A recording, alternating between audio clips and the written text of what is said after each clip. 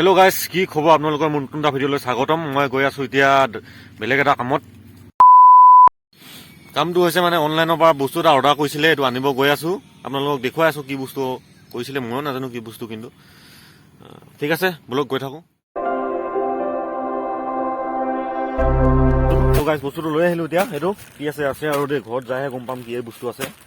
আপোনালোকক নিশ্চয় দেখুৱাম এইটো বস্তুটো কি হয়।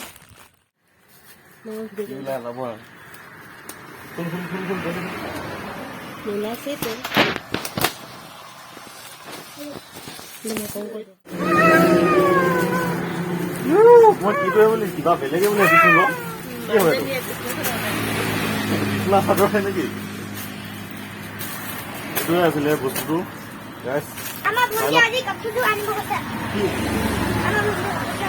ক'ৰপৰা আনিব গৈছে? ক'ৰপৰা আনিব গৈছে? কোনে অৰ্ডাৰ কৰি দিলে? কোন এইফালে চাইকেল নাই কৰা পিছত গৈ দে কেমেৰাটোৰ ওচৰত।